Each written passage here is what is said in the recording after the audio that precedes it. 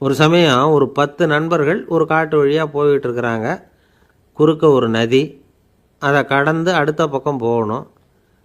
எல்லாரும் ஒரு வழியாக கடந்து அடுத்த கரைக்கு போய் சேர்ந்துட்டாங்க. அங்கே போய் சேர்ந்ததுக்கப்புறம் எல்லாரும் பத்திரமா வந்து சேர்ந்துட்டோமா அப்படின்னு தெரிஞ்சுக்கிறதுக்காக எண்ணி பார்க்குறான் அந்த கூட்டத்து தலைவன்.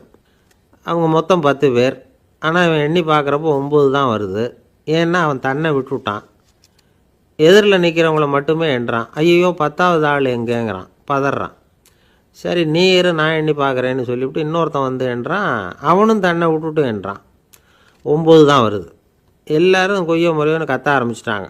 அந்த சமயத்தில் ஒரு பெரியவர் அந்த பக்கமாக வர்றார். என்ன விஷயம்னு விசாரிக்கிறார். 10வது ஆள் 6 அடிச்சுட்டு போட்டுது அப்படின்னு சொல்லி இவங்க அழறாங்க. சரி அழாதீங்க அப்படின்னு சொல்லி அந்த தலைவனை பார்த்து இப்படி வாங்குறார். வர்றான். இப்போ எனக்கு முன்னாடி ஒரு தரம் எண்ணு பார்க்கலாம்ங்கிறார். 1 2 3ன்னு ஆரம்பித்து 9ல் வந்து முடிக்கிறான். உடனே பெரியவர் நீ தான் அந்த 10வது ஆள் அப்படிங்கிறார். இது உண்மை. நாம் தான் நம்மளை வேறு எங்கேயோ தேடிகிட்டு இருக்கிறோம். நாம் எங்கேயோ தேடிகிட்டு இருக்கிறோமே, அந்த பிரம்மம் நாம் தான். இப்படி ஒரு பெரிய உண்மையை விளக்கிறதுக்காக தான் அப்படி ஒரு கதை சொல்லப்பட்டது. ஆனால் அதை வந்து நாம் வேறு விதமாக வேடிக்கையாக உபயோகப்படுத்திக்கிட்டு இருக்கிறோம். எப்படி தெரியுமா? ஒரு ஆத்தங்கரையில் ஒரு 10 பேர் முழிச்சுக்கிட்டே நின்றுக்கிட்டு இருந்தாங்களாம். அந்த பக்கமாக வந்த ஒருத்தன் ஏன் இப்படி முழிச்சுக்கிட்டு நிற்கிறீங்கன்னு கேட்டிருக்கிறான். எங்களுக்கு நீச்சல் தெரியாது, நாங்கள்லாம் அடுத்த கரைக்கு போய் சேரணும் அப்படின்னு நாங்களாம். சரி நான் கொண்டுட்டு போய் விடுறேன். எல்லாரும் அக்கறைக்கு போய் சேர்ந்த உடனே ஆளுக்கு ₹1 வீதமாக மொத்தம் ₹10 எனக்கு கொடுக்கணும் அப்படின்ட்டுருக்கான் இவன். சரின்னு ஒத்துக்கிட்டாங்க. இவன் ஒவ்வொருத்தராக கையை பிடிச்சி மெதுவாக ஆற்றுல இறக்கி அழைச்சிட்டு போயிட்டான். 9 பேரை கரை சேர்த்துட்டான். 10வது ஆள் பாதி ஆற்றுல போயிட்டு இருக்கிறப்போ திடீர்னு வெள்ளம் வந்துட்டுது. புடி நழுவி போச்சு. கையை விட்டுட்டான். வெள்ளம் அடிச்சிட்டு போட்டுது. அழைச்சிட்டு வந்தவன் நீச்சல் அடித்து தடுமாறி கரைக்கு வந்து சேர்ந்துட்டான். கரையில் இருந்தவங்களுக்கு இந்த விஷயம் தெரியாது. இருந்தாலும் இவன் உடம்பு பூரா நனைஞ்சி கொஞ்சம் அதிகமாக மூச்சு வாங்க நின்றுக்கிட்டு இருந்தானா, ஏன் இப்படி மூச்சு வாங்குது, என்ன விஷயம் அப்படின்னு கேட்டாங்களாம். அதுக்கு இவன் கொஞ்சமாக அலட்டிக்காமல் சொன்னானா, வேறு ஒன்றும் இல்லை, நீங்கள் கொடுக்க வேண்டிய ₹10ல் ₹1 குறைஞ்சி போச்சு, அவ்வளவுதான் அப்படின்னானா. அந்த காலத்தில் அண்ணாமலை ரெட்டியார்னு ஒருத்தர் இருந்தார். அவர் வெங்கனூர் அப்படிங்கிற கிராமத்தில் இருந்தார். அங்கேருந்து விருத்தாசலம் கோவிலுக்கு தவறாமல் போயிட்டு வந்துக்கிட்டு இருந்தார். இடையில் வெள்ளாறு. அதில் ஒரு சமயம் வெள்ளம் வந்துட்டுது. இவரால் போக முடியல. அதோட விளைவு வெங்கனூர்லேயே ஒரு கோவில் கட்டணும் அப்படின்னு முடிவு பண்ணார், சிவாலயம். அந்த சமயத்தில் வடநாட்டில் பஞ்சம். அதனால் அங்கிருந்த பல சிற்பிகள் தென்னாட்டை நோக்கி வர ஆரம்பித்தாங்க. அவங்க வெங்கனூர் வழியாக வர்றது தெரிஞ்சதும் இவர் போய் பார்த்தார். இங்கே ஒரு கோவில் கட்டணும், அதுக்கு நீங்கள் உதவணும்னார். பஞ்ச காலத்தில் இப்படி ஒரு வாய்ப்பு கிடைச்சதில் அவங்களுக்கும் ரொம்ப மகிழ்ச்சி. உற்சாகத்தோடு ஒத்துக்கிட்டாங்க. ஆலய திருப்பணி ஆரம்பமாச்சு. அவங்களுக்கு வேண்டிய எல்லா வசதிகளையும் இவர் செஞ்சு கொடுத்தார். அவங்களுக்கு எந்த குறையும் இல்லாமல் பார்த்துக்கிட்டார். அது மட்டும் இல்லை, ஒவ்வொரு நாளும் அங்கே வருவார். உங்களுக்கு என்ன வேணும், எது வேணும்னு கேட்பார். ஏதாவது குறை இருந்தால் சொல்லுவாங்க, உடனே தீர்த்து வைப்பார். இவரும் கேட்பார், எந்த குறையாக இருந்தாலும் என்கிட்ட சொல்லுங்க அப்படின்னு சொல்லுவார். அதை தவிர இவராகவே கவனித்தும் அவங்களுக்கு என்னென்ன தேவைங்கிறத கண்டுபிடிச்சி அதையெல்லாம் வந்து கொடுத்துக்கிட்டு இருப்பார். என்ன தேவைன்னாலும் அதை நிறைவேற்றி வச்சுருவார். அந்த சிற்பிகளின் தலைவன் ஒருத்தன், அந்த ஆளுக்கு வெத்தலை பாக்கு போடுறது பழக்கம். இதை தெரிஞ்சுக்கிட்டு அதுக்காகவே ஒரு ஆளை வந்து ஏற்பாடு பண்ணார். வேணுங்கிறப்போலாம் நீ வந்து வெத்தலை சிவல் மடித்து கொடுக்க வேண்டியது உன் வேலை அப்படின்னு ஒருத்தனை ஏற்பாடு பண்ணிட்டார். இப்படியெல்லாம் செஞ்சதும் அவங்களுக்கும் ரொம்ப உற்சாகம். ரொம்ப பொறுப்பாக சிற்ப வேலைகளை செஞ்சுக்கிட்டு இருக்கிறாங்க. ஒரு நாள் என்னாச்சு தெரியுமா? அந்த சிற்பிகளின் தலைவன் ரொம்ப நுணுக்கமாக ஒரு வேலையை செஞ்சுக்கிட்டு இருக்கிறான். சாரம் போட்டு அது மேலே படுத்துக்கிட்டு அண்ணாந்து பார்த்து உச்சியில் நுணுக்கமான சிற்பங்களை உருவாக்கிக்கிட்டு இருக்கான். சிற்பியின் கவனம் செதறப்படாதுங்கிறதுனால இவர் மெதுவாக சத்தம் போடாமல் கிட்ட போய் நின்று அதை கவனிச்சிக்கிட்டு இருக்கிறார். அந்த சிற்பி வழக்கம் போல் வெத்தலை பாக்குக்காக இடது கையை கீழே நீட்டினான். அந்த சமயம் பார்த்து அவருக்கு தாம்பூலம் கொடுக்குறவன் அங்கே இல்லை, எங்கேயோ போயிருக்கிறான். அண்ணாமலை ரெட்டியார் என்ன பண்ணார் தெரியுமா? தனக்காக கொடுக்கப்பட்ட தாம்பூலத்தை வாங்கி சிற்பியின் கையில் கொடுக்குறார். அவன் வாங்கி போட்டுக்கிட்டான். இது என்ன இன்னைக்கு வெத்தலை சீவல் வேறு மாதிரி இருக்குது, வாசனை தாம்பூலமாக இருக்குது அப்படின்னு யோசனை பண்ணிவிட்டு கீழே திரும்பி பார்க்குறார். பார்த்தா ரெட்டியார் மறுபடியும் சிற்பி கை நீட்டும் பொழுது கொடுக்கறதுக்காக தாம்பூலத்தை மடித்து வாங்கி வச்சுக்கிட்டு தயாராக நிற்கிறார். சிற்பிக்கு அதிர்ச்சி. உடனே பொத்துன்னு கீழே குதிச்சான். ஐயா என்ன இது நீங்களா அப்படின்னா. இவர் சொன்னார், நான் ஒன்றும் தப்பு பண்ணலையே, உன்னுடைய கை புண்ணியம் செஞ்ச கை, கோயில் கட்டுற கை, அந்த கைக்கு தாம்பூலம் கொடுக்கறதுல என்ன தப்பு அப்படின்னாராம். ஏற்கனவே பஞ்சத்தில் அடிபட்டு வந்த எங்களை நீங்கள் ஆதரித்ததே பெரிய விஷயம். இந்த செயல் என்னை ஒரு பெரிய கடனாளி ஆக்கிவிட்டுது. ஐயா, எங்களுக்கு உணவு உடை இதை மட்டும் நீங்கள் கொடுத்தா போதும், ஊதியம்னு எதுவும் வாங்க மாட்டோம் அப்படின்னு நானும். அந்த சிற்பி எவ்வளவோ வற்புறுத்தியும் எதுவும் வாங்கிக்கலையாம். இந்த செய்தியை தமிழ் தாத்தா டாக்டர் ஊவேசா சொல்லியிருக்கிறார். அந்த காலத்தில் எப்படிப்பட்டவங்கெல்லாம் வாழ்ந்துருக்கிறாங்க பாருங்கள். இந்த காலத்தில் ஒருத்தர் கோவில் கட்டினார், வேலை செய்கிற எல்லாருக்கும் சாப்பாடு போடுவார், சிற்ப வேலை செஞ்சுட்டு சாப்பிட வர்ற ஒவ்வொருத்தர் கையையும் அன்பாக பிடிச்சி முத்தம் கொடுத்து உள்ளே அனுப்புவார். அந்த கைகளுக்கு நீங்கள் கொடுக்குற மரியாதையாது அப்படின்னு கேட்டாங்க. அது இல்லைங்க, ஏற்கனவே முதல் பந்தியில் சாப்பிட வந்தவன் மறுபடியும் வர்றானான்னு கண்டுபிடிக்கிறதுக்காக கையை பிடிச்சி மோந்து பார்க்குறேன் அப்படின்னாராம் அவர். ஒருத்தரை பார்த்து உன்னுடைய நண்பர்கள் யார் அப்படின்னு ஒரு கேள்வி கேட்டு பாருங்க, கொஞ்சம் யோசிச்சு பதில் சொல்லுவாங்க. அவங்ககிட்டயே உன்னுடைய எதிரிகள் யார் அப்படின்னு கேளுங்க, கடகடன்னு ஒப்பிச்சிருவாங்க. நம்ம மனசு இருக்க அது எப்படின்னா, நம்ம நண்பர்களை விட எதிரிகளை அது நல்லா ஞாபகத்தில் வச்சுக்கும். இது ஒரு ஆச்சரியமான உண்மை. உங்களால் நண்பர்களை மறந்துட முடியும், ஆனால் எதிரிகளை மறந்துட முடியாது. இது ஒரு வேடிக்கையான நிலைமை தான். அழகான தருணங்களை நாம் ஏன் மறந்துடுறோம்? இது இயற்கை. ஏன்னா நம்ம மனசு மலர்களை கவனிக்கிறது இல்லை, அதில் இருக்கிற முள்ளை தான் கவனிக்குது. தன்னை காயப்படுத்துகிற எதையும் அது உடனே கண்டுகொள்ளுது. ஒரு தெளிந்த சிந்தனை உடைய மனசு மிக அழகாக உள்ள எல்லாத்தையும் கவனிக்கும். அது நன்றியுடன் உணரக்கூடிய எல்லாத்தையும் பார்த்து குறிச்சிக்கும். இப்படிப்பட்டவங்க வாழ்க்கை இயல்பாகவே நல்லா அமையும். அது ரொம்ப அபூர்வம். மனசில் உள்ள ஒரு சிறிய அமைப்பை மாற்றுவதை பொறுத்து தான் இந்த விஷயம் அப்படிங்கிறார் ஓஷோ. ஒரு யூத கோவில் இருந்து தான், அது யூதர்களின் மடமாகவும் இருந்தது. அங்கே ஒரு தலைமை குரு, அவர் ரொம்ப கண்டிப்பானவர். அந்த கோவிலை ஒட்டி ஒரு தோட்டம். ஒரு நாள் காலையில் அந்த தோட்டத்தில் 2 இளம் யூதர்கள் நடந்து போய்கிட்டு இருக்கிறாங்க. காலையில் 1 மணி நேரம், மாலையில் 1 மணி நேரம் அவங்க அந்த தோட்டத்தில் நடக்கிறதுக்கு அனுமதி உண்டு. மற்ற நேரங்களில் அவங்க மத புத்தகங்களை படிக்கணும், பிற விதிமுறைகளை கடைபிடிக்கணும். அந்த 2 பேருமே தொடர்ந்து புகைப்பிடிக்கிற பழக்கம் உள்ளவங்க. ஆனால் கோவில் மடத்தில் இருக்கிறப்போ அவங்க புகைப்பிடிக்க முடியாது, அது கடுமையான குற்றம். சரி, நாம் தோட்டத்தில் இருக்கிறப்போவாவது புகைப்பிடிக்கலாமா அப்படின்னு ஒரு ஆசை அவங்க 2 பேருக்குமே. இருந்தாலும் பயம். இப்படி கேட்டால் மதகுரு என்ன சொல்லுவாரோ அல்லது என்ன செய்வாரோங்கிற பயம். இப்படியே கொஞ்ச நாள் ஆச்சு. ஒரு நாள் அந்த 2 பேரில் ஒருத்தன் ரொம்ப கலங்கி போய் அந்த கோவிலிருந்து வெளியில் வந்துக்கிட்டு இருந்தான். வந்தவன் நேராக தோட்டத்து பக்கம் போனான். அங்கே இன்னொருத்தன் ஆனந்தமாக புகை பிடிச்சிக்கிட்டு இருக்கிறான். அதை பார்த்து தான் இவனுக்கு அதிர்ச்சி. அட கடவுளே, என்ன இது, நீ கேட்காமலே ஆரம்பிச்சிட்டியா அப்படின்னா. இல்லை நான் கேட்டுவிட்டு தான் ஆரம்பிச்சிருக்கேன்னா அவன். அப்படியா, என்ன மனுஷன் இவர், நானும் தான் கேட்டேன், என்னை கண்ணாமுன்னான்னு திட்டிவிட்டார். இது என்ன கோவிலா இல்லை நரகமா? உனக்கு புகை பிடிக்கணும்னு ஆசையாக இருந்தால் நரகத்துக்கு போகணும்னு சொல்லிவிட்டார். அது சரி, உன்னை மட்டும் எப்படி அனுமதிச்சார் அப்படின்னு கேட்டான் இவன். அவன் சிரிச்சுக்கிட்டே, நீ எப்படி கேட்ட சொல்லு அப்படின்னா.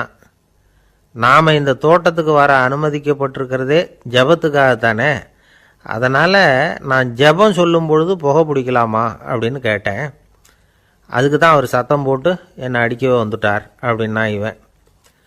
நீ ஒரு மாதிரியாக கேட்டிருக்க, நான் வேறு மாதிரியாக கேட்டிருக்கிறேன். ஜபம் சொல்லும்போது புகை பிடிக்கலாமான்னு நீ கேட்டிருக்க. ஐயா, புகை பிடிக்கும் பொழுது ஜபிக்கலாமா அப்படின்னு நான் கேட்டேன். அதில் தப்பு ஒன்றும் இல்லை அப்படின்னு பதில் சொல்லிட்டார் அப்படின்னா. ஒரு சிறிய மாற்றம்தான் அது மிகப்பெரிய மாறுதலை ஏற்படுத்தி விட்டது. மனசு நல்ல விதமாக சிந்திக்க ஆரம்பிச்சுட்டுதுன்னா மகிழ்ச்சிக்கு பஞ்சம் இல்லை. ஒரு கஞ்சன் ஆற்றுல விழுந்துட்டான், வெள்ளத்தில் தத்தளிச்சுக்கிட்டு இருக்கிறான். கரையில் நின்ன ஒருத்தர், உன் கையை கொண்டா இப்படி பிடிச்சி இழுத்து கரையில் சேர்த்து விடுறேன்னார். எதையும் கொடுத்து பழக்கம் இல்லாத அவன் கையையும் கொடுக்க மாட்டேன்னுட்டான்.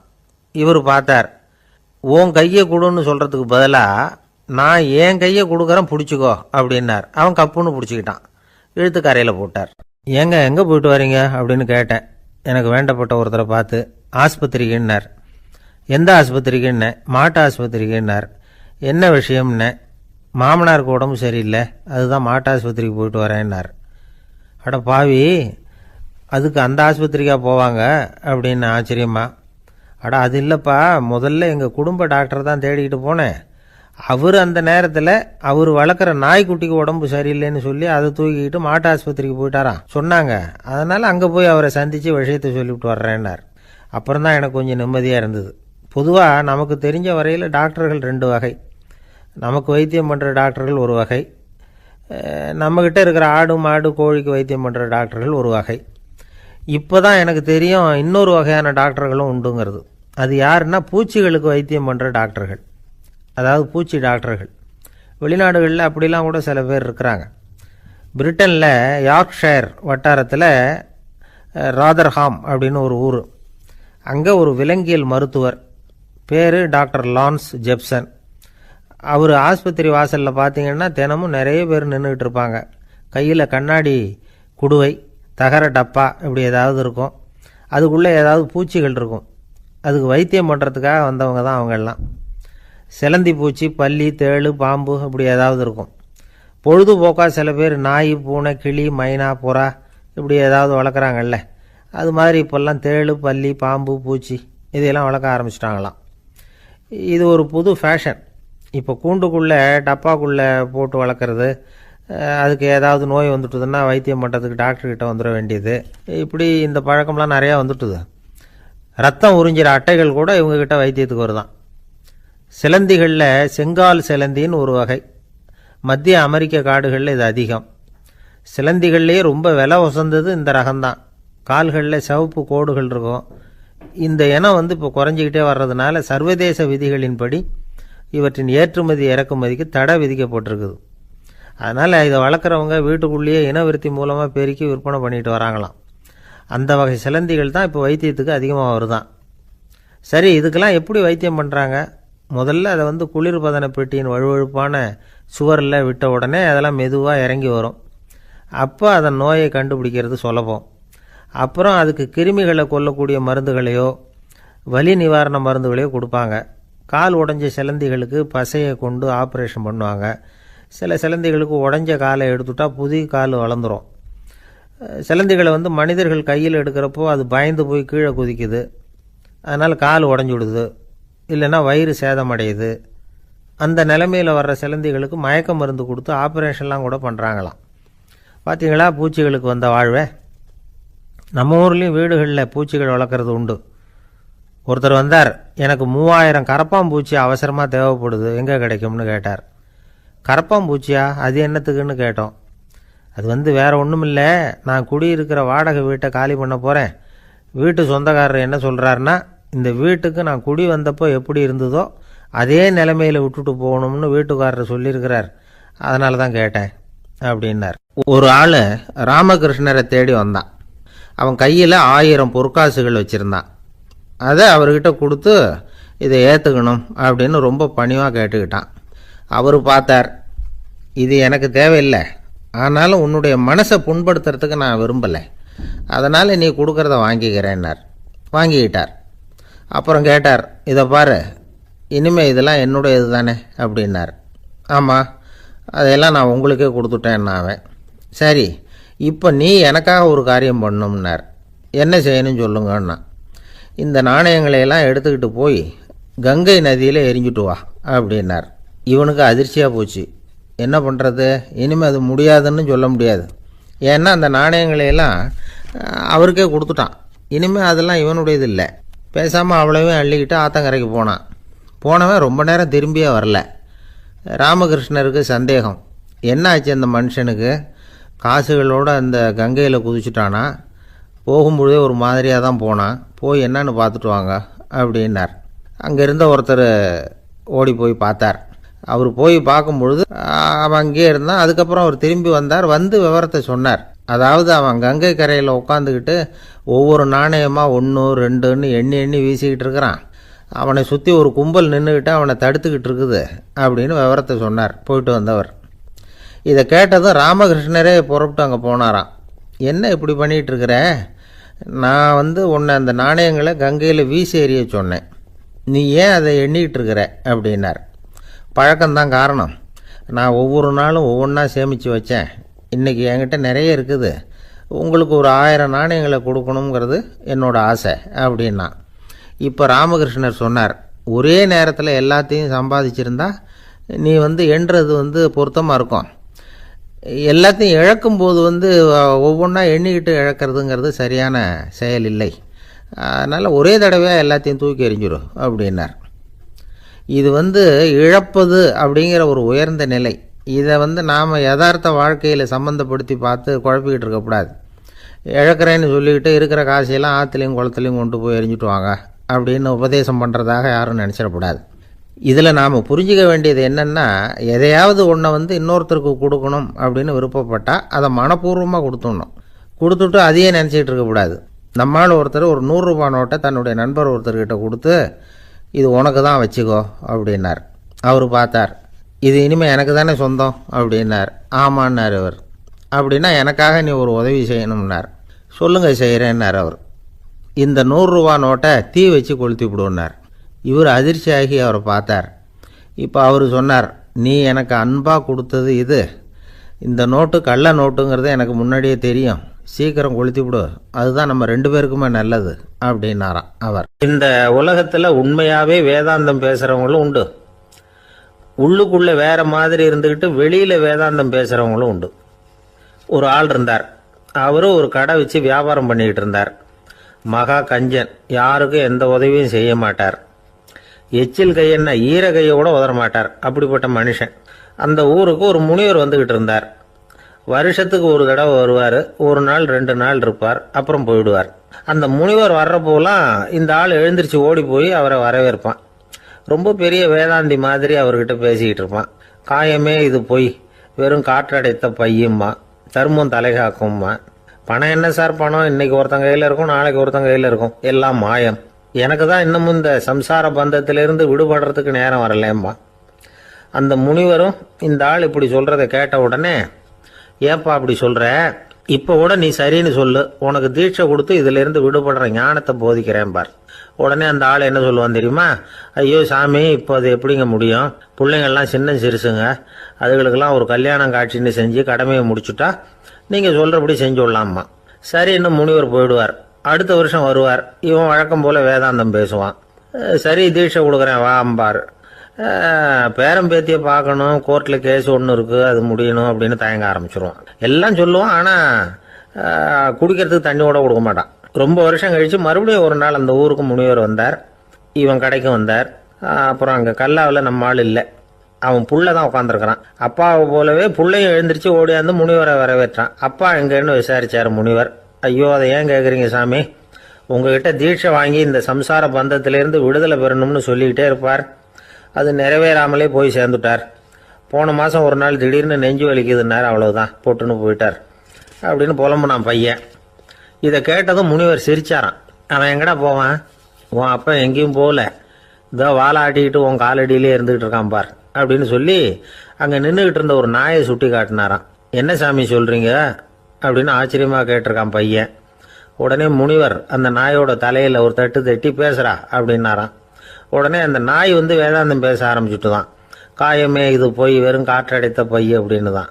முனிவர் சொன்னார், அடே இப்போவும் ஒன்றும் கெட்டு போகல, நீ விரும்புனா சொல்லு, உனக்கு தீட்சை கொடுத்து என் பின்னாடியே அழைச்சிட்டு போயிடுறேன், அங்கே அழைச்சிட்டு போய் உனக்கு ஞானத்தை போதிக்கிறேன், வர்றியா அப்படின்னு கேட்டிருக்கார்.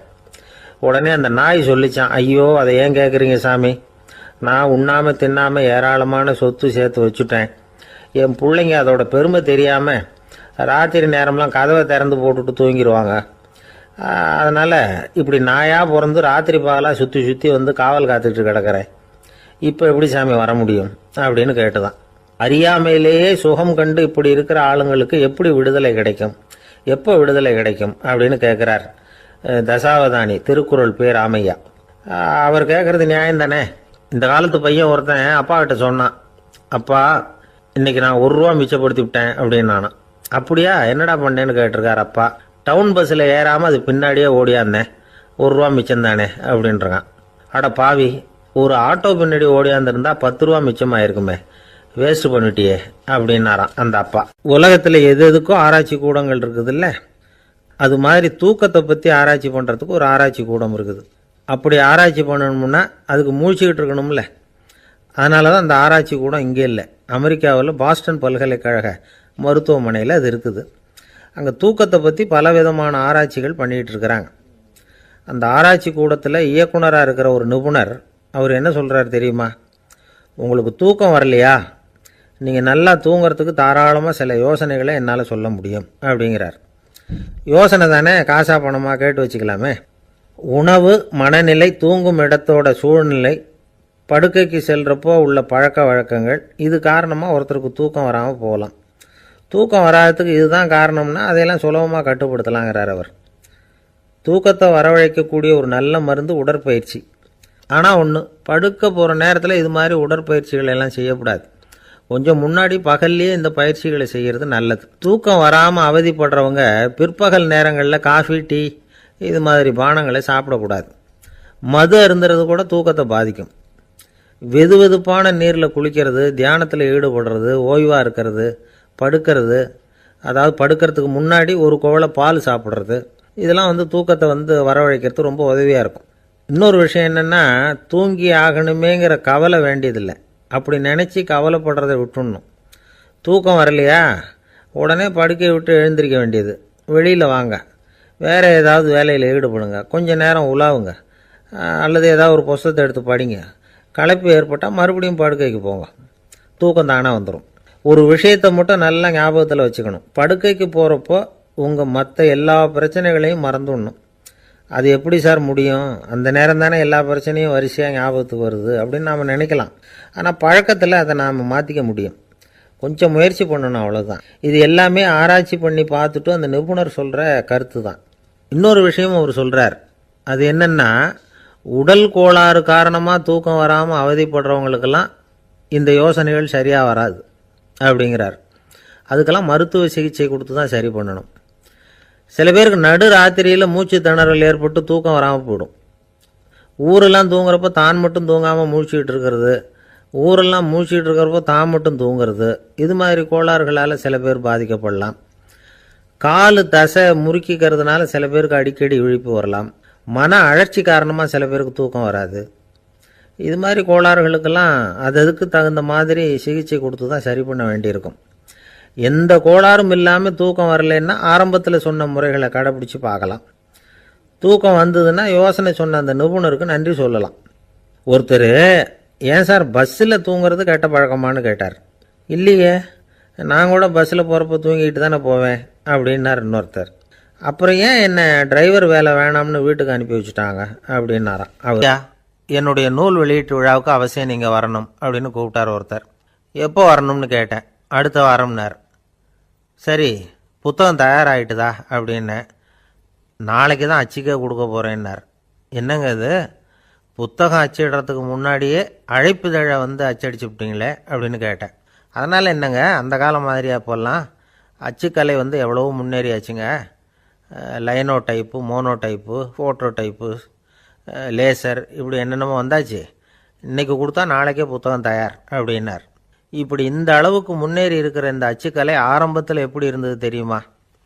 அந்த காலத்தில் காகிதம்னா என்னென்னே தெரியாது. அப்படி ஒன்று கண்டுபிடிக்கப்படவே இல்லை.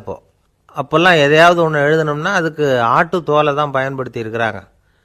கண்ணுக்குட்டி தோல் கூட அதுக்கு உபயோகப்பட்டு தான்.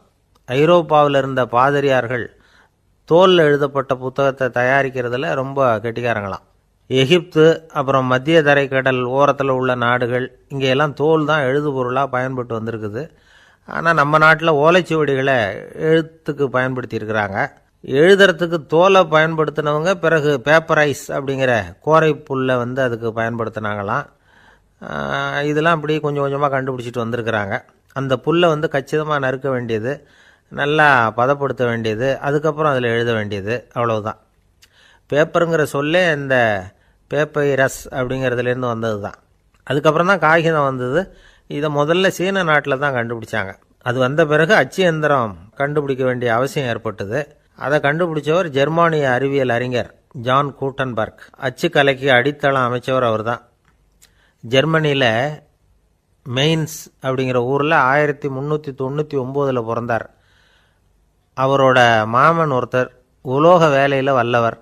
அவர்கிட்ட அந்த வேலையை கற்றுக்கிட்டார். அதோட வைர கற்களை வந்து பட்டை தீட்டுறதுலேயும் ரொம்ப தேர்ச்சி பெற்றிருந்தார். இளம் வயசுலேயே சும்மா இருக்க மாட்டாராம். எதை செஞ்சாலும் அதை திறமையாக செய்வாராம். அவர் தான் முதல்ல மர அச்சு எழுத்துக்களை உருவாக்கினார். அது மேலே மை தடவி பிரதிகள் எடுத்தார். அதுக்கப்புறம் உலோக எழுத்துக்கள், முதல்ல காரியம், அப்புறம் இரும்பு, அப்புறம் கலப்பு உலோகம், பிறகு அச்சடிக்கிறதுக்கு எந்திரம் ஒன்றையும் உருவாக்கினார். முதல்ல பைபிள் அச்சடித்தார். 1468 அவர் இறந்து போனார். 16ஆம் நூற்றாண்டில் மேலை நாடுகளிலிருந்து மர எழுத்துக்களை கொண்டுகிட்டு வந்து தமிழ்நாட்டில் கிறிஸ்தவ நூல்களை அச்சிட்டாங்க. அப்போல்லாம் வந்து அச்சகங்கள் வந்து போதிய அளவுக்கு இங்கே இல்லை. அதுக்கு என்ன காரணம்னா, இந்தியர்கள் வந்து அச்சகங்களை நடத்தக்கூடாது அப்படின்னு சட்டம். 1835 வரைக்கும் அந்த சட்டம் வந்து நடைமுறையில் இருந்தது. இந்த நிலைமையில் அங்கேயும் இங்கேயுமா 1-2 அச்சகங்கள் ஆரம்பமாச்சு. 1713 தரங்கம்பாடியில் லூத்தரன் மிஷன் அச்சகம், அதே ஆண்டில் சென்னையில் எஸ்பிசிகே அச்சகம். இது ரெண்டும் தான் இந்தியாவில் முதல்ல தொடங்கப்பட்ட அச்சகங்கள். ஆட்டுத்தோல்லையும் ஓலைச்சுவடியிலையும் எழுதப்பட்ட எழுத்துக்கள் இன்றைக்கி எங்கேயோ போயிட்டுது. ஆனால் நம்ம ஊரில் எழுத்தாளர்கள் நிலைமை தான் ஒன்றும் சொல்லிக்கிறது மாதிரி இல்லை. நம்ம ஆள் ஒருத்தர் சொன்னார், சார் நான் சொந்தத்தில் ஒரு அச்சாபீஸ் வச்சுருந்தேன், இப்போவும் வச்சுருக்கிறேன். அதனால் என்னுடைய படைப்புகளை புத்தகமாக வெளியிடுறதில் எனக்கு ஒன்றும் கஷ்டம் இல்லை. வருஷத்துக்கு ஒரு புத்தகம் எழுதி வெளியிட்டுருவேன். 15 வருஷமாக இலக்கிய உலகத்துக்கு இப்படி சேவை செஞ்சுக்கிட்டு வர்றேன். ஆனால் இந்த வருஷம்தான் வாசகர்கள் வந்து எனக்கு பாராட்டு விழா நடத்தியிருக்கிறாங்க அப்படின்னார். இந்த வருஷம் அப்படி என்ன விசேஷம் அப்படின்னு கேட்டோம். இந்த வருஷம்தான் நான் எந்த புத்தகம் எழுதி வெளியிடாமல் இருந்தேன், அதுக்காகத்தான் எனக்கு இந்த பாராட்டு விழா அப்படின்னார். ஒரு நண்பர் இருக்கார், எப்போ பார்த்தாலும் கையில் ஒரு புத்தகம் இருக்கும். புத்தகம் இல்லாமல் எங்கேயும் புறப்பட மாட்டார். எதுக்காக இப்படி எடுத்துகிட்டு போகிறீங்க அப்படின்னு கேட்டால், எனக்கு இது ஒரு நல்ல நண்பன் மாதிரி, இந்த காலத்தில் எங்கே போனாலும் காத்திருக்க வேண்டியிருக்கு, அது மாதிரி சமயத்தில் நான் வந்து நண்பன் கூட பேசிக்கிட்டு இருப்பேன் அப்படிம்பாரான். ஒருத்தர் ஒரு பெரிய அரச பதவியில் இருந்தார். அவர் பதவியிலேருந்து இறங்க வேண்டிய சூழ்நிலை. அரசு கொடுத்துருந்த வீட்டை விட்டுட்டு வெளியில் வர்றார். வரும்பொழுது 2 கையிலையும் 2 பெட்டியை எடுத்துகிட்டு வந்தாராம். சார் உங்களுடைய உடைமைகள் அப்படின்னு கேட்குறாங்க அங்கே இருந்த ஊழியர்கள். இவர் தன்னுடைய கையில் இருக்கிற பெட்டியை காட்டி, இதுதான் என்னுடைய சொத்து அப்படின்னாராம். ஒரு பெட்டியில் அவருடைய உடைகள், இன்னொரு பெட்டியில் அவர் விரும்பி படிக்கிற புத்தகங்கள். அவ்வளவுதான். இதுதான் இருந்துதான். புத்தகம் படிக்கிறது வந்து மனசுக்கு நல்லதுங்கிறது நமக்கு தெரியும். புத்தக வாசிப்பு வந்து உடம்புக்கும் நல்லதுங்கிறாங்க. அது நமக்கு ஆச்சரியமாக தான் இருக்குது. ஒரு நபர் ஒரு வருஷத்தில் சராசரியாக 2000 பக்கங்களை படிச்சிருக்கணுமா, யுனெஸ்கோ பரிந்துரை. ஆனால் நம்ம நாட்டில் நாம் சராசரியாக படிக்கிறது 32 பக்கங்கள். அவ்வளவுதான். இவ்வளவுக்கு நம்ம நாட்டில் 6000க்கும் மேற்பட்ட நாளேடுகள், 2000க்கும் மேற்பட்ட இதழ்கள், மலர்கள், இவ்வளவு இருந்தும் சரியாக வரல. இந்த உலகத்தில் முதல் நூலகம் எங்கே எப்போ ஆரம்பமாச்சு தெரியுமா? கிமு 2500ஆம் ஆண்டில் அது ஆரம்பமாயிருக்குது. பாபிலோனியாவில் அமில் அணு அப்படிங்கிற அரசன் தான் நூலகத்தை உருவாக்கி இருக்கிறான். அப்போல்லாம் தாள் கிடையாது, களிமண் தான். களிமண் பலகைகளில் வந்து எழுதி அது தொகுத்து அப்படியே நூலாக்கி அதை நூலகத்தில் வச்சுருப்பாங்களாம். அரசருடைய நூலகத்தில் 1000க்கும் மேற்பட்ட நூல்கள் இருந்ததாக வரலாற்று குறிப்பு இருக்குது. அது மட்டும் இல்லை, அந்த நூலகத்தில் வந்து பொருள் வாரியாக, அதாவது சப்ஜெக்ட் வாரியாக புத்தகங்களை வந்து வகைப்படுத்தி வச்சுருந்தாங்களாம். அதில் மிச்சம் இருந்த ஒரு 25 களிமண் பலகை புத்தகங்கள் இன்றைக்கும் பிரிட்டிஷ் அருங்காட்சியகத்தில் இருக்குதான். அச்சு தாள் இதெல்லாம் ஏற்பட்டதுக்கு அப்புறம் அமைக்கப்பட்டது தான் பிரான்சில் இருக்கக்கூடிய பாரிஸ் நூலகம். 1480 பிரெஞ்சு மன்னர் 11ஆம் லூயி இந்த நூலகத்தை அமைச்சாராம். ஆனால் அப்போல்லாம் அரசர்கள் மட்டும்தான் நூலகத்தை பயன்படுத்த முடியுமா. அதுக்கப்புறம் 17ஆம் நூற்றாண்டில் இந்த முறை மாறி பொதுமக்கள் அங்கே போகலாம், படிக்கலாம் அப்படிங்கிற நிலைமை வந்துதான். போட்லியன் நூலகம் அப்படின்னு அதுக்கு பேர், பாரிஸ் நகரத்தில் இருக்குது. அங்கே தான் நூல்களின் பட்டியல் தயாரிப்பு பணி ஆரம்பமாச்சு. கல்வி வளர்ச்சியையும் நூலகத்தையும் இணைச்சவர் வந்து நெப்போலியன் போனபார்ட். முன்பணம் செலுத்தி புத்தகத்தை படிக்கிற முறையையும் அவர் தான் கொண்டுட்டு வந்தாராம். மக்கள்கிட்ட வசூலிக்கிற வரியின் ஒரு பகுதியை நூலகத்துக்கு பயன்படுத்தினவரும் அவர் தானா. நெப்போலியன் நூலகத்தில் உலகத்தில் உள்ள எல்லா மொழி நூல்களும் இருக்குதான். அங்கே ஒரு தமிழ் நூலும் இருந்திருக்குது. அது என்னென்னா கம்பராமாயணம். சோவியத் யூனியனுக்கு படையெடுத்து போனப்போ அங்கேருந்து லட்சக்கணக்கான புத்தகங்களை இந்த பனிச்சறுக்கு வாகனங்கள் இருக்குல்ல, அதில் கொண்டுகிட்டு வந்ததாக வரலாறு. அடுத்தபடியாக குறிப்பிட்டு சொல்லத்தக்க நூலகம் எதுன்னா பிரிட்டிஷ் நூலகம். மிக பழைய கையெட்டு பிரதியெல்லாம் கூட அங்கே இருக்குது. 1753 ஆரம்பமாச்சு. அதில் உள்ள நூல்களை வரிசையாக அடுக்கினா 180 கிலோமீட்டர் நீளத்துக்கு வருமா. மிகப்பெரிய நூலகம் அமெரிக்க தலைநகர் வாஷிங்டனில் இருக்குதான். இந்தியாவை பொறுத்த வரைக்கும் பெரிய பழைய நூலகம் எதுன்னா கல்கத்தா நூலகம். எல்லா இந்திய மொழி நூல்களும் இங்கே உண்டு. மகாகவி பாரதியார் நடத்தின இந்தியாங்கிற இதழின் எல்லா பிரதிகளும் அங்கே பாதுகாப்பாக இருக்குது. படிக்கும் பழக்கம் இங்கே வளர வேண்டியிருக்குது. ஒருத்தர்கிட்ட ஒரு புஸ்தகத்தை கொடுத்து விமர்சனம் எழுத சொல்லியிருந்தாங்க. கொஞ்ச நாள் கழித்து அவரை போய் பார்த்து, என்னங்க புஸ்தகத்தை படித்து பார்த்தீங்களா அப்படின்னு கேட்டாங்களாம். இதுக்கு அவர் சொல்லியிருக்கிறார், இன்னும் நான் படித்து பார்க்கலிங்க, இப்போ தானே விமர்சனமே எழுதி முடிச்சிருக்கிறேன், இனிமே தான் படிக்கணும் அப்படின்னாராம். ஊருக்கு வெளியில் அமைதியான ஒரு இடம், அங்கே ஒரு ஆசிரமம், அங்கே ஒரு சாமியார். அவர் தினமும் நல்ல போதனைகள்லாம் செய்வார். பல பேர் போய் அங்கேயே சில நாள் தங்கி இருந்து அவர் சொல்கிற அறிவுரைகளை எல்லாம் கேட்டுக்கிட்டு வர்றது வழக்கம். ஒரு தடவை அவரை பார்த்துட்டு போகிறதுக்காக 3 வெளியூர் தம்பதிகள் வந்தாங்களாம். அந்த மடத்திலேயே சாப்பிட்டுக்கிட்டு தங்கி இருந்து அவங்களுடைய போதனைகளை கேட்டுக்கிட்டு போகணுங்கிறது அவங்க நோக்கம். காலையில் குளிச்சுட்டு பூஜையில் உட்காந்தார் அந்த சுவாமி. இவங்களும் குளிச்சுட்டு அந்த பூஜையை பார்க்கறதுக்காக அவர் முன்னாடி உட்காந்தாங்க. பூஜை ஆரம்பமாச்சு. சம்பிரதாயப்படி அது ரொம்ப நேரம் நடந்துக்கிட்டே இருக்குது. இவங்களுக்கு நல்ல பசி இருந்தாலும் இந்த நேரத்தில் அதை எப்படி வெளியில் காட்டிக்கிறது? பேசாமல் இருந்தாங்க. அந்த சுவாமி பூஜையை முடித்தார். அதுக்கப்புறம் பேச ஆரம்பித்தார்.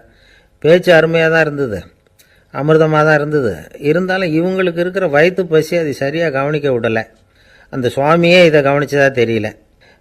இவங்களுக்கு மனசுக்குள்ளே ஒரு எண்ணம், உள்ளே சாப்பாடு தயாராகிட்டு இருக்கும் போல இருக்குது, இந்த பேச்சு முடிஞ்சது நம்மளை உள்ளே அழைச்சிட்டு போய் சாப்பாடு போடுவாங்கன்னு நினைக்கிறோம் அப்படின்னு இவங்களாம் நினச்சிக்கிட்டாங்க.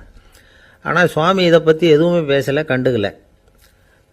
ஒரு அம்மாவால் அதுக்கு மேலே சும்மா இருக்க முடியுமா? முடியல. சாப்பாட்டை கவனிக்கலாமா அப்படின்னு சொல்லி மெதுவாக ஆரம்பித்தாங்க. கவனிக்கலாமே அப்படின்னு உள்ளே அழைச்சிட்டு போனார் சுவாமி. இவங்க ரொம்ப அவசரமாக எழுந்திரிச்சு உள்ளே ஓடினாங்க. அங்கே ஒரு மேஜை மேலே ஒரு கிண்ணம் மூடி இருந்தது. இதுதான் சாப்பாட்டு மேஜை போல இருக்குது, இங்கே சாப்பாடு வந்துடும் அப்படின்னு நினச்சாங்க. உடனே போய் சுற்றி உட்காந்துக்கிட்டாங்க. சுவாமி அந்த கிண்ணத்தை எடுத்து அந்த அம்மா கிட்ட கொடுத்தார். அவங்க அதை வாங்கி மூடியை திறந்து பார்க்குறாங்க. உள்ளே ஒரு சாவி இருக்குது. சரிதான், இது சமையலறை சாவி போல் இருக்குது, அங்கே போய் அதை திறந்து சாப்பாட்டை நாமே எடுத்துக்கிட்டு இங்கே வச்சுக்கிட்டு சாப்பிட்ணும் போல இருக்குது அப்படின்னு நினச்சாங்க. சாவி இருக்கு இல்லையா, வாங்க பூட்டின அறையை காட்டுறேன் அப்படின்னு சுவாமி அவங்கள அழைச்சிட்டு போனார், காட்டினார். இவங்க அந்த அறையை ரொம்ப ஆவலோடு திறந்தாங்க. உள்ளே பார்த்தா அங்கே அரிசி, பருப்பு, விதவிதமான காய்கறி எல்லாம் இருக்குது. சமையலுக்கு வேண்டிய மிளகாய், எண்ணெய், பால், தயிர், நெய் இப்படி எல்லாமே இருக்குது. அடுப்பு, விறகு, நெருப்பு போட்டி அது கூட அங்கே இருக்குது. சாப்பாடு தயாராக இருக்கும்னு நினச்சிக்கிட்டு போனால் இப்படி இருக்குதே அப்படின்னு சொல்லி அதை பார்த்ததும் ரொம்ப சோர்ந்து போட்டாங்க அவங்க. சுவாமி, என்ன இது சாப்பாடு இல்லையா அப்படின்னாங்க. அதுதான் சாப்பாட்டுக்கு வேண்டிய எல்லாம் இங்கே இருக்குதே, அடுப்பு மூட்டி நீங்கள் தான் அவங்கவுங்க ருசிக்கு தகுந்த மாதிரி சமைச்சிக்கணும், இந்த சன்னியாசிக்கு எப்படி சமைக்க தெரியும் அப்படின்னு கேட்டார் சுவாமி. சாப்பாடு தயாராக இருக்கும்னு நாங்கள் எதிர்பார்த்தோம் அப்படின்னாங்க. நீங்கள் இப்படி சொல்லுவீங்கன்னு நானும் எதிர்பார்த்தேன். இது வரைக்கும் நான் எவ்வளவோ தத்துவம்லாம் எடுத்து சொன்னேன். எல்லாத்தையும் விட இதுதான் அனுபவபூர்வமான தத்துவம். ஆண்டவன் நமக்கு நல்ல மனசை கொடுத்துருக்குறான், நல்ல வாய்ப்புகளையும் தந்திருக்கிறான், அதையெல்லாம் பயன்படுத்திக்கக்கூடிய மூளையையும் சிந்தனையையும் கொடுத்துருக்குறான். அதனால் அடுப்பை தான் நீங்கள் மூட்டணும், அடுப்பை நீங்கள் தான் மூட்டணும், உங்களுக்கு உகந்ததை நீங்கள் தான் சமைச்சு ருசித்து அனுபவிக்கணும். ஆண்டவனே அதை செஞ்சுக்கிட்டு இருக்க மாட்டான் அப்படின்னாராம் அந்த சுவாமி. நம்முடைய வாழ்க்கையில் பல நல்ல பலன்களை பெறுறதுக்கு நாம் தான் முயற்சி பண்ணணும். அதுக்குரிய சூழ்நிலையை தான் ஆண்டவன் கொடுப்பானே தவிர அதை விளக்கிறதுக்காக தான் அந்த சுவாமி அப்படி செஞ்சு காட்டியிருக்கிறார். இது ஒரு பெரியவர் இப்படி ஒரு விளக்கம் கொடுத்தார். அதுக்கப்புறம் அந்த 3 தம்பதிகளும் தெளிவடைஞ்சுட்டாங்களாம். நாம் தெளிவடைகிறது எப்போங்கிறது தான் தெரியல அப்படின்னு பல பேர் இதை கேட்டுட்டு சொல்லிகிட்டு இருக்கிறாங்க. இந்த கதையை நம்முடைய நண்பர் ஒருத்தர்கிட்ட சொன்னேன். அந்த நண்பர் ரொம்ப சந்தோஷப்பட்டார். நீங்கள் சொல்கிறது கரெக்டு சார், ஆனால் நான் அதை விட ஒரு படி மேலே சார், எனக்கெல்லாம் அரிசி பருப்பு இருக்கிற ரூம் எதுன்னு கையை காட்டிட்டா போதும், உடனே கிண்ணத்துலேருந்து சாவியை எடுத்து கொடுக்கணுங்கிற அவசியம்லாம் இல்லை எனக்கு. அப்புறம் எப்படி ரூமை திறந்துருவீங்க அப்படின்னு கேட்டேன். பூட்டை உடச்சி திறந்துருவேன், அதுதான் எனக்கு பழக்கம் அப்படிங்கிறார். ஒருத்தர் அவசரமாக போய்கிட்டு இருந்தார். எங்கே போய்கிட்டு இருக்கீங்க அப்படின்னு கேட்டார் ஒரு பெரியவர். கடைக்கு போகிறேன் சார், சாமான் வாங்கிறதுக்கு அப்படின்னார். அங்கே போகிறதுக்கு முன்னாடி தெரிஞ்சிக்க வேண்டியதெல்லாம் தெரிஞ்சுக்கிட்டீங்களா அப்படின்னு கேட்டார் பெரியவர். கடைக்கு போய் காசை கொடுத்து ஒரு பொருளை வாங்கிட்டு வரப்போகிறோம், இதில் தெரிஞ்சிக்க வேண்டியது என்ன இருக்குது அப்படின்னார் அலட்சியமாக. இப்போ அந்த பெரியவர் பேச ஆரம்பித்தார். இந்த உலகத்தில் எந்த ஒரு செயலில் இறங்குறப்போவும் நாம் நல்லா ஆலோசனை பண்ண வேண்டிய விஷயம் 5 அப்படின்னார். உதாரணமாக, ஒருத்தன் கடைக்கு போய் ஏதோ ஒரு பொருளை வாங்கிட்டு வர போகிறான்னு வச்சுக்கோங்களேன். அப்போ கூட அவன் 5 விஷயங்களை பற்றி தெரிஞ்சுக்க வேண்டியிருக்குது அப்படிங்கிறார் அவர். முதல்ல அந்த பொருள் எப்படிப்பட்டது அப்படிங்கிறத தெரிஞ்சுக்கணும். ரெண்டாவதாக தன்னை பற்றியும் தெரிஞ்சுக்கணும்.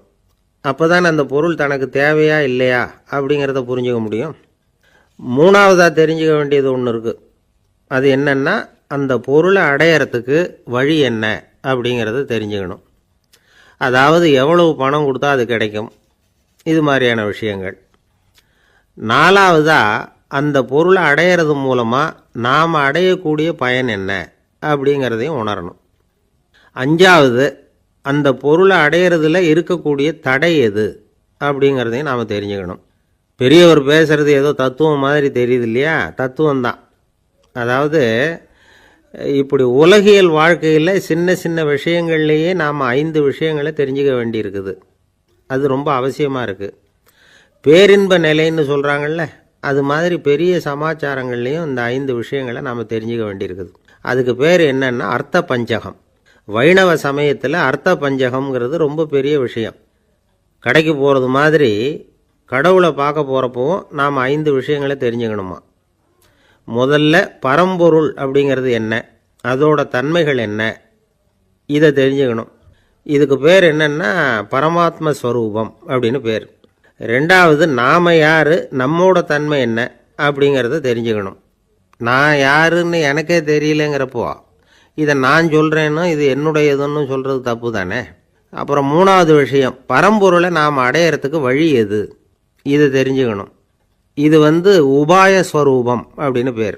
நாலாவது விஷயம், நாம் அடைய வேண்டிய பயன்கள் என்ன அப்படிங்கிறத தெரிஞ்சுக்கிறது. இதுக்கு புருஷார்த்தம் அப்படின்னு பேர். அஞ்சாவது, அந்த பயனை அடைய விடாமல் தடுக்கிற தடைகள் யாவை அப்படிங்கிறத தெரிஞ்சுக்கிறது. இது விரோதி ஸ்வரூபம்.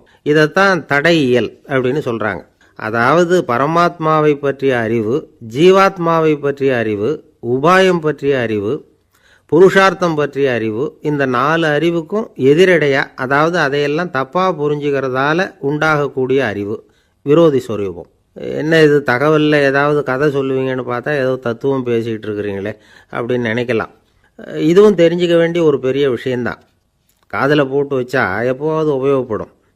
என்னுடைய நண்பர் ஒருத்தர் ஒரு நாள் என்கிட்ட சொன்னார், சார், அடுத்த மாதம் தஞ்சாவூரில் ஒரு கல்யாணம், போகிறதா வேண்டாமா அப்படின்னு ஒரே குழப்பமாக இருக்குது அப்படின்னார். நான் உடனே இந்த அர்த்த பஞ்சக உபதேசம் பண்ண ஆரம்பித்தேன். அவர் எல்லாத்தையும் பொறுமையாக கேட்டுவிட்டு, சரி சார், நான் போகிறதுன்னு முடிவு பண்ணிவிட்டேன்னார்.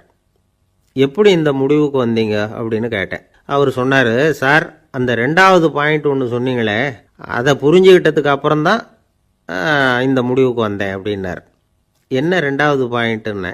அதாவது தன்னை பற்றி புரிஞ்சுக்கணும் அப்படின்னு சொன்னீங்க. உடனே என்னை பற்றி புரிஞ்சுக்கிட்டேன், நான் யாருங்கிறது எனக்கு தெரிஞ்சுது, உடனே போகிறது தான் நல்லதுன்னு முடிவு பண்ணிவிட்டேன்னார். நீங்கள் யாருன்னு கேட்டேன்.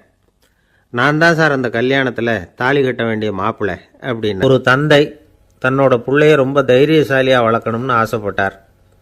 அதுக்காக அவனை கூப்பிட்டு உட்கார வச்சு இப்படி உபதேசம் பண்ணார். இதை பாருப்பா, நான் உன்னாட்டம் இருக்கிறப்போலாம் எதுக்கும் பயப்பட மாட்டேன், ரொம்ப துணிச்சலாக இருப்பேன். ஒரு நாள் ஒரு அப்பாவி எலிய ஒரு பூனை துரத்திட்டு ஓடிச்சு. நான் உடனே என்ன செஞ்சேன் தெரியுமா? அந்த பூனையை பிடிச்சேன், அது வாலில் ஒரு பட்டாசு சரத்தை கட்டினேன், கொளுத்தி விட்டேன், படபடன்னு வெடிக்க ஆரம்பிச்சுட்டுது. அது துள்ளிக்கிட்டு அங்கேயும் இங்கேயும் ஓடி இருக்கு பாரு ஓட்டம், ரொம்ப தமாஷு அப்படின்னார் அப்பா. இப்படி சொல்லிவிட்டு பையனை பார்த்து, இதை கேட்கறதுக்கு உனக்கும் துணிச்சல் வருதா, நான் என்னுடைய செயலை நீ கேட்குறப்போ உனக்கு துணிச்சல் வருதா அப்படின்னு கேட்டார். வருதுன்னா பையன். எப்படின்னா அப்படிங்கிற விவரத்தையும் சொன்னான் அவன். அதாவது எலியை விரட்டினத்துக்காக பூனை வாலில் பட்டாசு கொளுத்துனீங்க நீங்கள், பூனையை விரட்டினத்துக்காக உங்கள் கழுத்தில் பட்டாசு சரத்தை மாட்டினா என்னென்னு தோணுது எனக்கு அப்படின்னு நான் பையன். பையனோட துணிச்சல் அப்பாவே நடுங்க வச்சுட்டுது. அது சரி, ஒரு அப்பா பிள்ளைக்கு இப்படியா உபதேசம் பண்ணுறது? எல்லாருக்கிட்டையும் அன்பாக பழகிறது எப்படி அப்படின்னு சொல்லி கொடுக்கணும். பிஞ்சு உள்ளங்களில் நஞ்ச தூவலாமா? ஒரு நாள் விநாயகர் ஒரு பூனையோடு விளையாடிக்கிட்டு இருந்தாராம். அப்படி ஆசையாக விளையாடிக்கிட்டு இருந்தப்போ அவரோட கை நகம் தவறுதெல்லாம் பூனையோட முகத்தில் பட்டுவிட்டு தான். அது ஒரு சின்ன கீறலை உண்டாகி விட்டுது. அப்போ அவர் அதை ஒரு பெருசாக நினைக்கல. கொஞ்ச நேரத்துக்கு அப்புறம் விநாயகர் வீட்டுக்கு வந்தார். அவங்க அம்மா பார்வதி தேவியை பார்த்தார். பார்வதி தேவி கன்னத்தில் விரலால் கீறினது மாதிரி ஒரு அடையாளம் இருந்தது. விநாயகருக்கு அதிர்ச்சி, ஆச்சரியம். நம்ம அம்மா இந்த உலகத்துக்கே தாயார், அப்பேற்பட்ட அவங்க முகத்திலேயே கீறலை உண்டாக்கக்கூடியவங்க யாராக இருக்க முடியும் அப்படின்னு யோசனை பண்ணார். தாயே, உன்னுடைய கன்னத்தில் இந்த வடு எப்படிம்மா ஏற்பட்டதுன்னு கேட்டார். குழந்தாய், இது நீ செஞ்ச காரியம்தான்ப்பா. உன்னுடைய கை நகம் கீறினதுனால ஏற்பட்ட வடு தான் இது அப்படின்னாங்க அவங்க. விநாயகர் திடுக்கிட்டு போட்டார். எப்படிம்மா அது? நான் எந்த காலத்துலேயும் ஒன்று அப்படி கீறினதாக எனக்கு நினைவு இல்லையே அப்படின்னார். இன்னைக்கு காலையில் ஒரு பூனையை கீறினதை நீ மறந்துட்டியா அப்படின்னாங்க அந்த அம்மா. விநாயகர் திகைச்சு போய் நின்னார். பார்வதி தேவி சொன்னாங்க, இதை பார்ப்பா, இந்த உலகத்தில் இருக்கக்கூடிய எல்லா உயிர்கள்லேயும் நான் இருக்கிறேன். நான் தான் இந்த உலகமாக ஆகியிருக்கிறேன். ஆகையினால நீ யாரை துன்புறுத்தினாலும் அது உண்மையிலேயே என்ன துன்புறுத்தினதாக தான் வந்து முடியும் அப்படின்னாங்க. விநாயகர் மனசுக்குள்ளே ஒரு வெளிச்சம் ஏற்பட்டு தான். அதுக்கப்புறம் அவர் யாரையுமே கல்யாணம் பண்ணிக்காததுக்கு அதுதான் காரணமாக. இந்த உலகத்தில் எல்லாரையும், இங்கே இருக்கிற எல்லாத்தையும் தாயின் வடிவமாக அவர் பார்க்க ஆரம்பிச்சிட்டாராம். குருதேவர் ராமகிருஷ்ணர் இந்த கதையை எடுத்து சொல்லியிருக்கிறார். நபிகள் நாயகம் ஒரு தடவை ஒரு நாற்காலியில் உட்காந்து என்னமோ யோசனை பண்ணிகிட்டு இருந்திருக்கிறார். அப்போ அவரோட உடையில் ஒரு கீழ்ப்பகுதி தரையில் படிஞ்சு கிடந்திருக்குது. அங்கே விளையாடிக்கிட்டு இருந்த ஒரு பூனை அது மேலே வந்து படுத்து தூங்கி போச்சு. தொழுகை செய்ய வேண்டிய நேரம் வந்துட்டது. நபிகள் நாயகம் எழுந்திருக்க பார்த்தார். அப்போ தான் பூனை தன்னோட உடை மேலே படுத்து தூங்கிட்டு இருக்கிறது கண்ணில் படுது. பூனையோட தூக்கத்தை கலைக்க விரும்பல அவர். தன்னுடைய சகோதரியை கூப்பிட்டார். ஒரு கத்திரிக்கோல் எடுத்துகிட்டு வர சொன்னார். பூனை படுத்திருந்த உடைப்பகுதி மட்டும் இருக்குல்ல, அதை மட்டும் அதோட கத்திரிச்சு விட்டுட்டு அதுக்கப்புறம் அவர் எழுந்திரிச்சு தொழுகைக்கு போனாராம். அதாவது பிற உயிர்கள்கிட்ட எப்படி அன்பு காட்டணுங்கிறத பெரியவங்க எவ்வளவோ விதத்தில் நமக்கு எடுத்து காட்டியிருக்கிறாங்க. இருந்தாலும் எத்தனை பேர் மனசில் அதெல்லாம் உரைச்சிருக்குது. நாமளும் நம்ம ட்ரெஸ்ஸு மேலே ஒரு பூனை படுத்திருந்தா ஒரு கத்திரிக்கோலை தான் தேடுவோம், எடுத்துகிட்டு வர சொல்லுவோம். துணியை வெட்டுறதுக்கு பதிலாக இல்லை அதோட வாழை வெட்டினா என்ன அப்படின்னு தோணும். ஒரு ஆள் ரொம்ப பிரியமாக ஒரு பூனையை ஆற்றுல குளிப்பாட்டிக்கிட்டு இருந்தானா. எப்படி? அந்த பூனையை ஆற்று தண்ணியில் அமுக்கி அமுக்கி குளிப்பாட்டிக்கிட்டு இருக்கிறான். அந்த வழியாக போன பெரியவர் ஒருத்தர் இதை பார்த்தார். இதை பார்ப்பா, பூனையை அது மாதிரி ஆற்று தண்ணியில் அமுக்கி குளிப்பாட்டாத, மூச்சு திணறி செத்து போடும் அப்படின்னு அட்வைஸ் பண்ணார். நீ போய் அவன் வேலையை பார்த்துக்கிட்டு, எனக்கு எல்லாம் தெரியும்னா இவன். சரின்னு அவர் போயிட்டார். கொஞ்ச நேரம் கழித்து அவரே அந்த வழியாக திரும்பி வந்துக்கிட்டு இருந்தார். ஆற்றுல பூனையை குளிப்பாட்டிக்கிட்டு இருந்தவன் அழுதுகிட்டு உட்காந்துருக்கிறான். பக்கத்தில் அந்த பூனை செத்து கிடக்குது. இதை பார்த்தார் பெரியவர். நான் தான் அப்போவே சொன்னேனே அந்த பூனையை ஆற்றுல நினைக்காதேன்னு, அதை கேட்டிருந்தா இப்படி ஆயிருக்குமா அப்படின்னார். அந்த ஆள் கோபமாக இவரை முறைச்சி பார்த்தான். அட போய்யா, இந்த பூனை ஆற்றுல குளித்ததுனால ஒன்றும் செத்து போகல,